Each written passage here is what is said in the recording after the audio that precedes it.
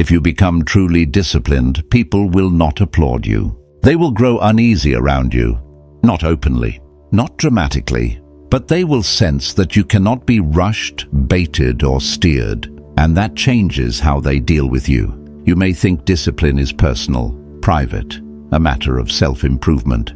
But the moment you stop reacting on cue, stop seeking stimulation, stop bending to urgency, you disrupt something larger. There are mechanisms that depend on your impulses. Levers that work only if you move quickly, speak quickly, decide quickly. When you no longer do, pressure loses precision. Most people never notice how much of their behavior is timed by external triggers. Deadlines, notifications, emotional provocation. Discipline interferes with that rhythm. And once it does, control becomes more difficult. There is a pattern that repeats throughout history if you look past the noise. It does not announce itself. It does not demand attention. But once seen, it is difficult to ignore. The people who were hardest to control were rarely the loudest. They were not always charismatic, dominant, or visibly powerful. Often they did not look threatening at all. They did not rally crowds or command rooms. They did not need to. What made them dangerous was quieter. They moved at their own pace. They did not rush when others panicked. They did not react when provoked.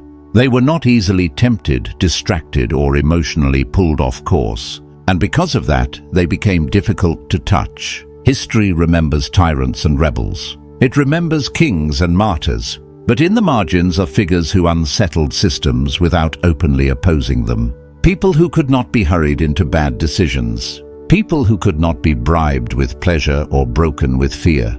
People governed internally by discipline rather than impulse. This is uncomfortable to name because discipline has been softened by modern language. It has been reframed as motivation, productivity, or optimization. Morning routines, habit trackers, something upbeat, something safe. That was never its original role. At its core, discipline is not about doing more. It is about needing less. Less reassurance, less validation, less stimulation, less permission. And that is precisely why it has always unsettled those in power. A person who cannot be rushed is difficult to sell to. A person who cannot be emotionally hijacked is difficult to control. A person who does not need constant pleasure or distraction is difficult to exhaust. Most systems rely on urgency, on panic cycles, on artificial deadlines and emotional pressure. They assume people will react before thinking, that they will trade long-term autonomy for short-term relief. That compliance can be manufactured through overstimulation or deprivation. Discipline quietly breaks that assumption. Not discipline as self-punishment, not discipline as perfection, but discipline as restraint, as patience, as the capacity to sit with discomfort without immediately escaping it.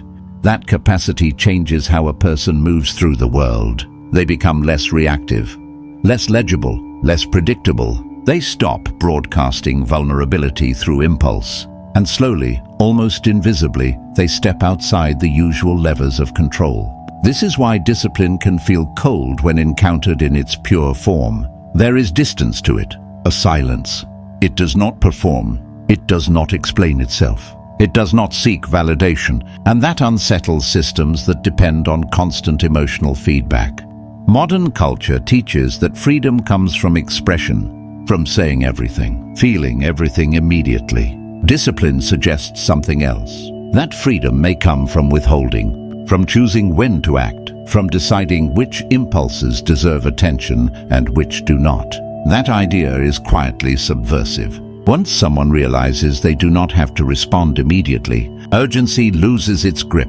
Once they realize they do not need constant stimulation to feel alive, distraction stops working. Once they learn they can endure boredom, discomfort and silence without collapsing, intimidation weakens. This is the part rarely discussed. Discipline is not primarily about success. It is about sovereignty.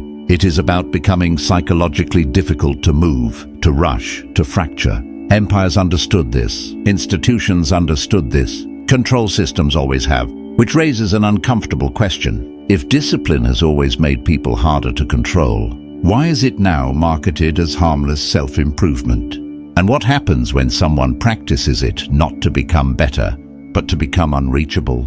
That is where this story actually begins. Power has never depended on strength alone. It depends on leverage, on knowing what people want, what they fear, and how quickly pressure can push them into acting against their own long-term interests. Every durable system of control rests on the same assumption, that human behavior is predictable when the right buttons are pressed. Discipline disrupts that assumption. Empires did not rule primarily through violence. Violence is costly. It attracts attention. It creates martyrs. More effective were systems that shaped behavior indirectly by managing dependency, urgency, and emotion. People were kept hungry enough to work, afraid enough to obey, and distracted enough not to question the structure they lived inside. This only works if people respond on cue. Predictability is the quiet backbone of authority.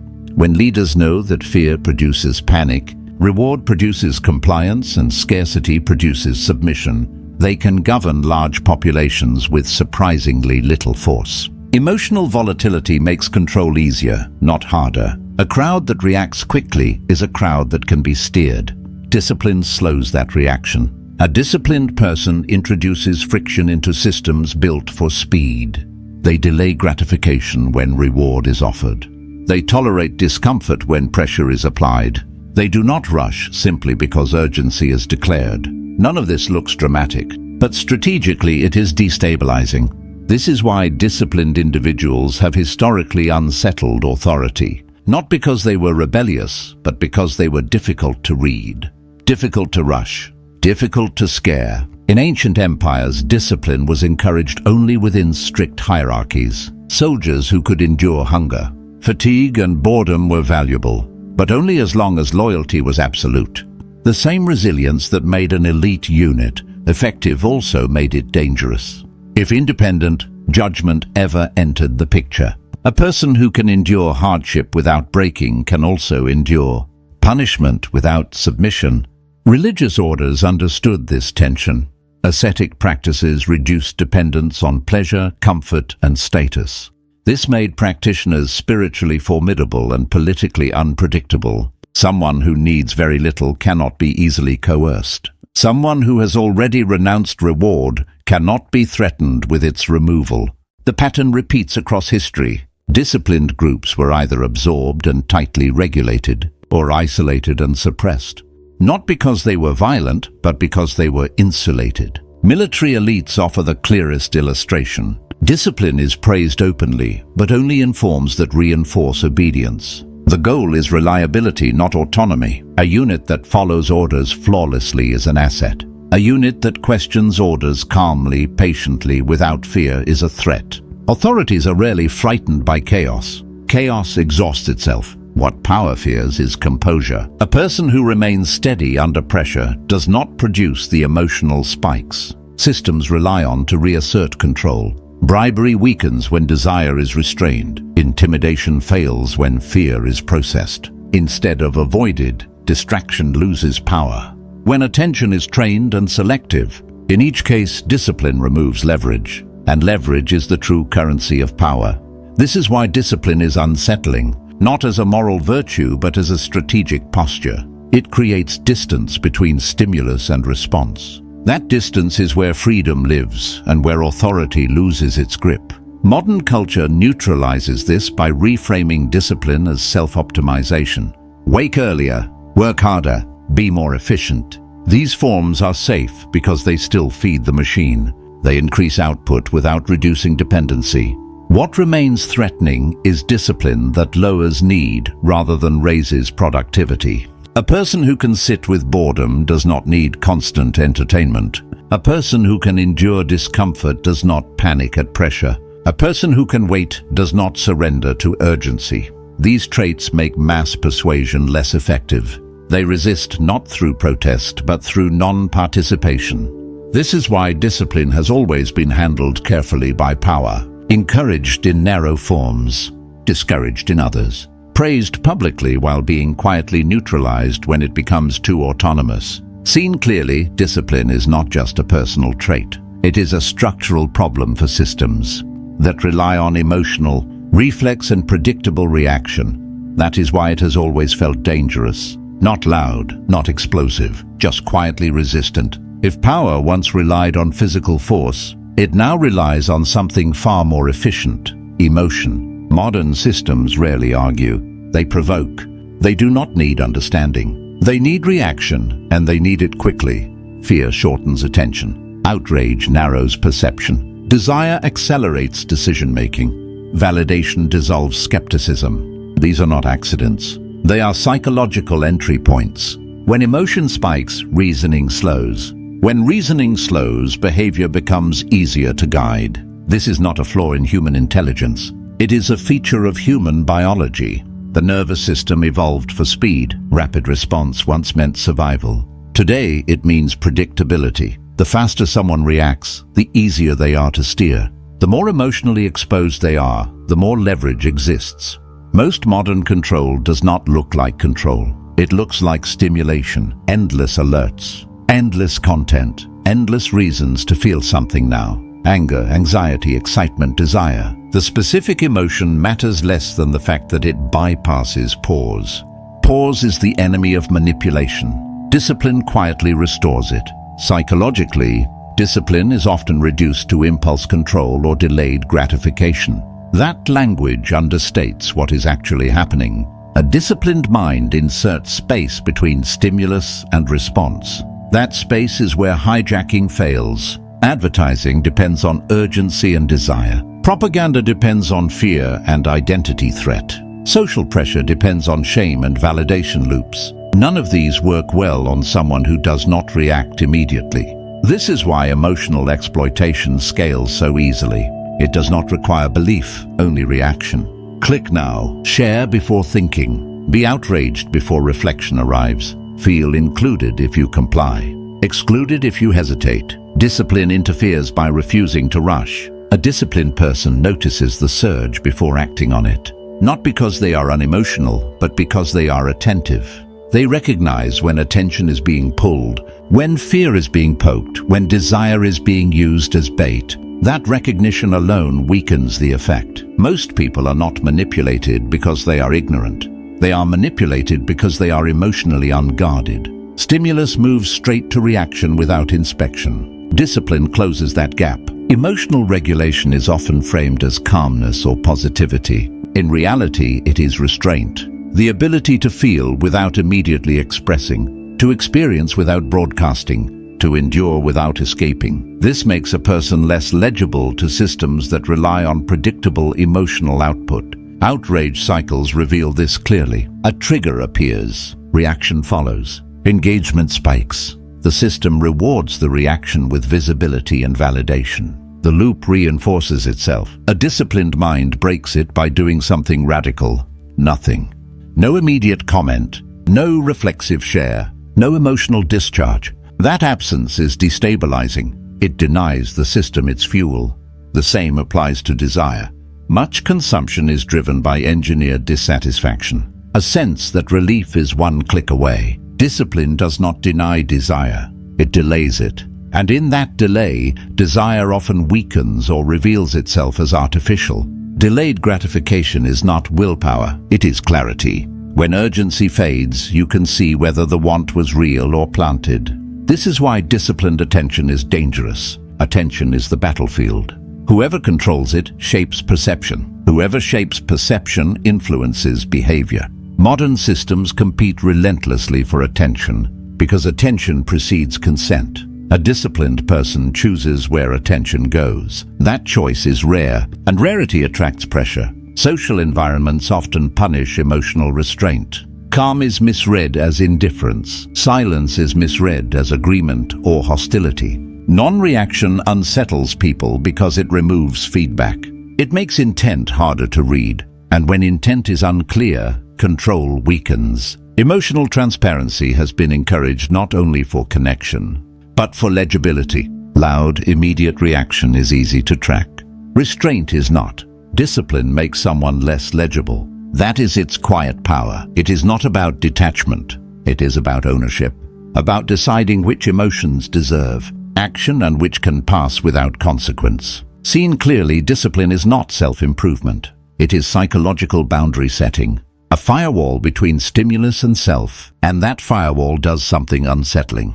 It makes influence more expensive, manipulation less reliable, pressure less effective, which is why discipline is rarely taught this way. Because once someone understands that most control operates through emotion, and that emotion can be governed rather than suppressed, they stop being easy to move. And systems built on movement do not like people who can stand still. If discipline makes people harder to control, the inverse is also true. Not as an insult or a judgment, but as a structural reality. Undiscipline creates leverage, and leverage is useful. Look at modern social patterns without assigning blame. Impulsivity is amplified. Speed is praised. Reaction is rewarded. The faster someone responds, the more visible they become. The more emotionally expressive they are, the more engagement they generate. This is not accidental. It is functional. Undisciplined behavior produces data, consumption, and predictability. A population that reacts quickly is easier to guide. A population that seeks constant stimulation is easier to monetize. A population that struggles with discomfort is easier to pacify with short-term relief.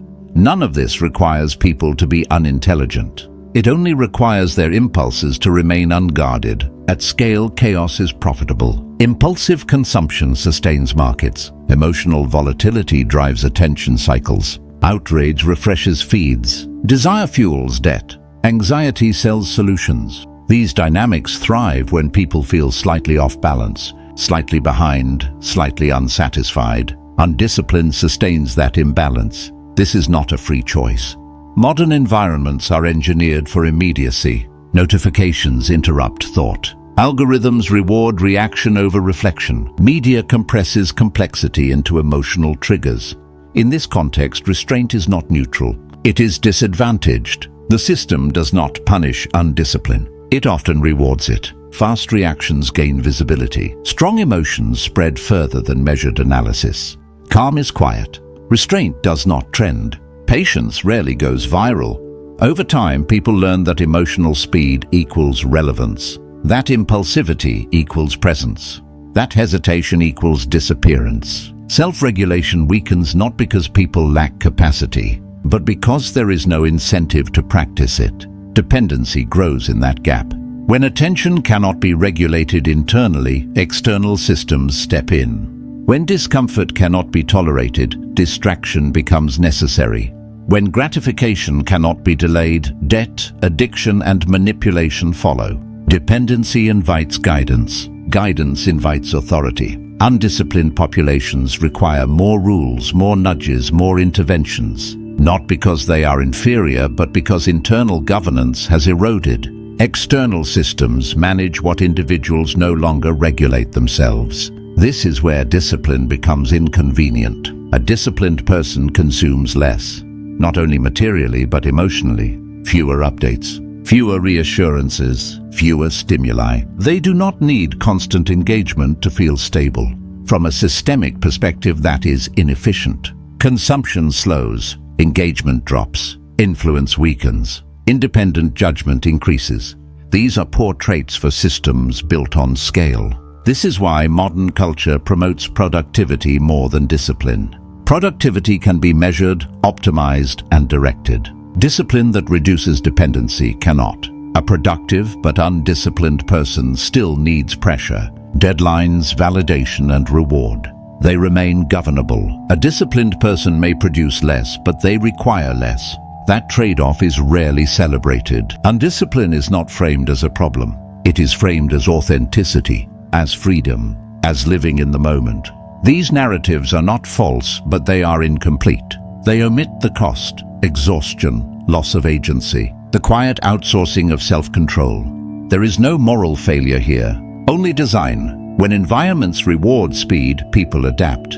When attention fragments, focus erodes. When emotional expression is incentivized, restraint begins to look unnatural. Eventually, discipline itself looks suspicious, cold, detached, unrelatable. That suspicion is useful. If discipline were widely practiced as self-governance rather than self-optimization, entire systems would lose efficiency, fewer emotional spikes to monetize, fewer impulsive decisions to exploit. fewer predictable reactions to steer, which leads to the uncomfortable realization. The question is not whether discipline is good or bad. The question is whether modern culture actually wants people to be disciplined at all, or whether it prefers them productive, expressive, reactive, and perpetually slightly out of control. Because an undisciplined population is not chaotic in a threatening way, it is chaotic in a manageable one. And manageable chaos is far easier to rule. There is a moment, subtle and almost invisible, when discipline stops feeling like effort and starts feeling like command. Not command over others, but over oneself. The internal bargaining ends, negotiations with impulse grow quiet, and something shifts. This is where discipline reveals its real nature. Most people experience their inner world as a debate. Desire speaks, fear interrupts, fatigue argues back. Action becomes the outcome of whichever voice is loudest. That inconsistency is exhausting. Self-command ends the debate, not by suppressing impulse but by relocating it. Impulses are acknowledged, then deprioritized, no longer consulted before action. Over time, the mind learns a new rule. Action does not require emotional alignment. It requires decision. The shift is quiet but structural. A person who no longer negotiates with themselves becomes predictable to themselves. They know how they will act under pressure or discomfort. Identity replaces mood. Principle replaces impulse. To the outside world, this looks like unpredictability. Systems that rely on emotional volatility struggle with people who move consistently. There is no spike to exploit. Manipulation fails not because it is resisted, but because it does not land. This creates an unusual calm. Not detachment, but stability. The nervous system stops oscillating between urgency and relief. Attention steadies. Decisions are made without drama. Others misread this. Silence is mistaken for indifference, boundaries for arrogance, consistency for rigidity. But what they sense is gravity, the psychological weight of someone not easily moved. At this stage, discipline stops advertising itself. The proof appears in patterns, in reliability. In the absence of chaos, people respond to this more than they realize. They listen differently, they test less. Manipulation loses effectiveness because it depends on openings that no longer exist. Praise does not inflate. Criticism does not destabilize. Urgency does not rush. This is why disciplined individuals rarely need to assert authority. They do not convince or explain. Their consistency does the work. Over time, others adjust. Boundaries become assumed instead of enforced. Self-command replaces external pressure with internal hierarchy. When someone knows what they will and will not do, external demands lose their ability to distort behavior. The filter changes. Not how do I feel, but does this align? That alignment produces a quiet confidence often misunderstood. It is not bravado, not detachment. It is relief. The relief of no longer being governed by fluctuation. There is a cost. Discipline removes shared chaos. It creates distance from emotional economies built on reaction. That distance can feel isolating, but what replaces it is rarer. Trust, predictability, respect, not because it is demanded, but because it is generated. A person who does not need managing becomes stabilizing by default. That is the silent power of self-command. It does not announce itself. It does not posture. It does not seek recognition. It simply operates. And in a world built on emotional volatility, that kind of quiet control feels almost unnatural, which is exactly why it works. Modern culture is obsessed with motivation. Find it, chase it, protect it, as if action depends on feeling ready, as if progress is an emotional event. This obsession is not accidental. Motivation is powerful but volatile. It spikes under novelty, praise, urgency, fear, then collapses just as quickly. It runs on emotion. When emotion rises, it follows. When emotion drops, it disappears. Effective, exploitable. Media thrives on these surges. Trends manufacture excitement. Validation rewards visible effort. Transformation narratives sell hope. Each produces a temporary lift that feels like momentum. But momentum without structure burns out. Discipline does not depend on inspiration. It does not wait for clarity or confidence. It is procedural, operating whether the emotional climate is favorable or not.